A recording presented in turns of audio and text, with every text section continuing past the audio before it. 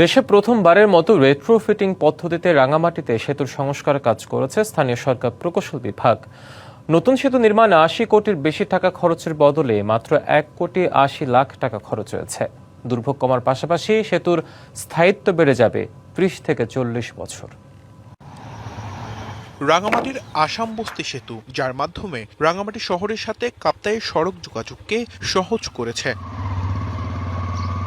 সেতুর ফলে এই এলাকার যাতায়াত, পণ্য পরিবহন সহজ হয়েছে। একই সাথে নতুন দিগন্ত উন্মোচিত হয়েছে পর্যটন শিল্পে।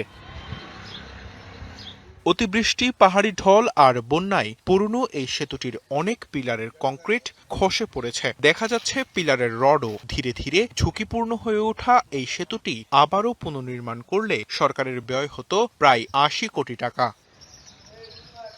এই চ্যালেঞ্জ মোকাবিলায় এলজিইডি গ্রহণ করে একটি আধুনিক ও টেকসই সমাধান, রেট্রোফিটিং এবং স্ট্রেংথেনিং কার্যক্রম।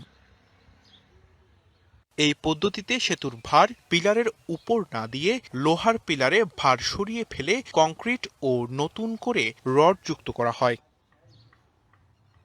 নতুন এই পদ্ধতিতে সেতুটি সংস্কারে খরচ হচ্ছে ১,৮০,০০,০০০ টাকা। জনদুর্ভোগ ছাড়া এই পদ্ধতিকে যুগোপযোগী বলছেন স্থানীয় কর্মকর্তারা। প্রতি সপ্তাহে সর্বোচ্চবার বিকাশ পেমেন্টে ৫০ জন হবেন পেমেন্ট চ্যাম্পিয়ন। জিতে নিন টিভি সহ আকর্ষণীয় সব প্রাইজ। এটা এলজিডিতেই সারা বাংলাদেশে নতুন, আমরা এলজিডিতেই প্রথম আমরা আসলে ব্রিজ রিট্রোফিটিং এর কাজ আমরা আসলে করেছি। খরচ এবং যদি নতুন একটা ব্রিজ করতে গেলে আপনার এই অবস্থায় আমাদের এলজিডি রেট শিডিউল অনুযায়ী আপনার প্রায় অলমোস্ট মিনিমাম ৮০ crore টাকা লাগবে। আমরা ১,৮০,০০,০০০ টাকাতে আমরা যেটা করেছি, আপনার এখানে 40 ইয়ার্স আর হাত দিতে হবে না। এটা খুব চ্যালেঞ্জিং একটা কাজ, খুব টেকনিক্যাল কাজটা এবং দক্ষ জনবল লাগে আর কি। তো এই কারণে এটাকে আমরা স্পেশাল মনে করছি। বাংলাদেশে ইউনিক একটা কাজ যেটা আমরা বাস্তবায়ন করতেছি সাফল্যের সহিত। ২০০৬ সালে ২৯০ মিটার আয়তনের সেতুটি নির্মাণ করে এলজিইডি।